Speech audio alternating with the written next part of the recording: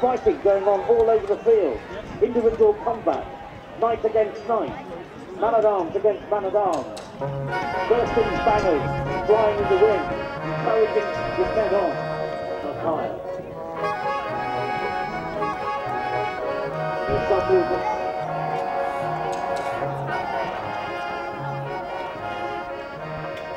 We saw a couple of reenactors doing similar to what we do at Warwick Castle when we were there, and we thought it was really good fun.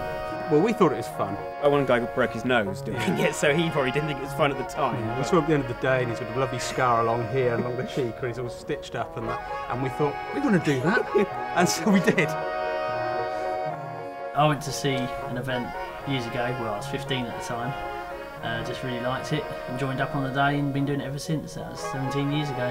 It's just a dark path to go down. You get one uniform, you've got two uniforms, you've got two uniforms, you've got three. All of a sudden you've got a rail which is 7 foot long in your bedroom. Go figure. Well, there's the usual questions. There's number 1, is that heavy? Number 2, is that real? Number 3, is that hot? Or number 4, is that expensive? And you know, yes, yes, yes, yes. Exactly. Can be quite cheap. You know, probably cheaper than you could go in and get yourself a designer shirt from the high street. Probably about 6 or 7 different costumes. Loads of items really, several swords, guns, bits of armour, loads of living history equipment, all sorts of things. Probably in the region of, I don't know, £10,000–11,000 worth of stuff altogether.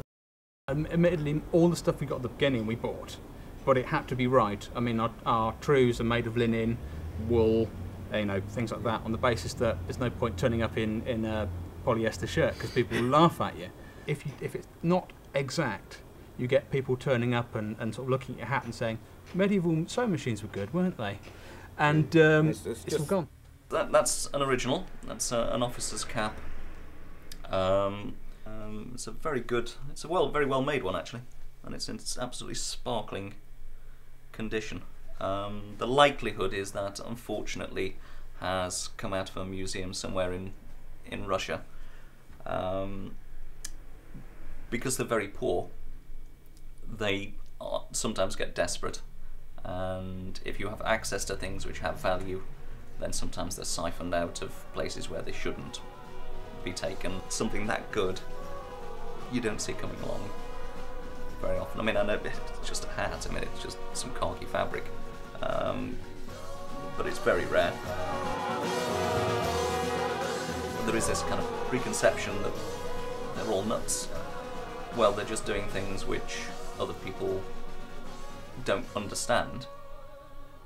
I don't understand why people want to sort of go out on a Saturday night, get absolutely wrecked and fall over in the street. But a lot of people do. I don't know, I think they probably think I'm balmy, but hey. And everyone always thinks you're weird and this is all you talk about, and you know. Yeah, I mean, you look. I mean, we tend to, if we practice, I have to walk my dog, so we'll walk him in armour and things. And the look we get from people, you just. Yeah, there are some weirdos. I have to say, you know. Unfortunately, like you tend to get tarred with the same brush. I heard about some other group recently who had tried to set up a Taliban reenactment, and I thought, well, I think that's pushing the boundaries just a little bit too far, you know.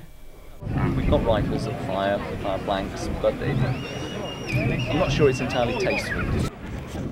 And last but not least, ladies and gentlemen, we would like to ask all those who are dead to arise. And can we have a huge round of applause, please, for the dead?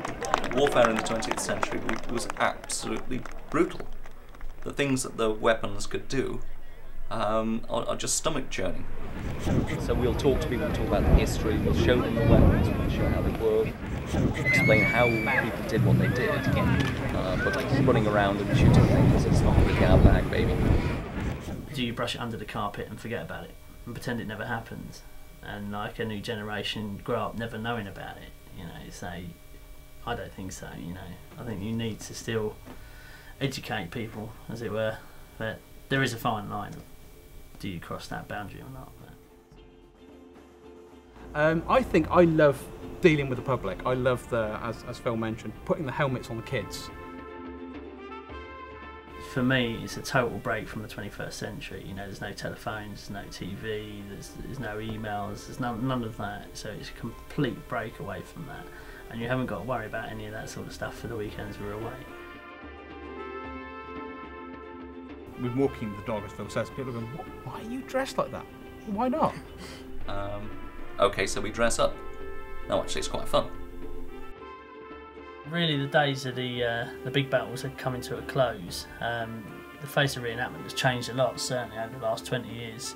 Now that there's not so much the sponsors that want to spend out the money to have big battles in a field where the public don't get a good view, where they're like 100 metres away from where the action's taking place. You've also got a public that's far more educated now than there was 20 years ago. The public won't travel miles and miles and miles to see loads of people in a muddy field trying to whack them each other over the head. You know, what they want is people coming up close to one of their children to be able to try on items of clothing, see what you're cooking and eating. It's a much more upfront thing, reenactment now, and that's why certainly over the last sort of 10 years I've seen that the big societies get less and less events, whereas the smaller groups are getting more and more events and becoming more and more successful. It is struggling a bit, partly because of the cost is putting off a lot of younger people, and obviously if there's not new blood coming in, then eventually it will die out. Reenactment is really quite changing, and I can see that eventually it'll be sort of maybe one big event a year where the big groups do one big get together, and it'll be much more lots of smaller events across the country. It's just really a way of being as close to your ancestors as you possibly can in the modern day and age.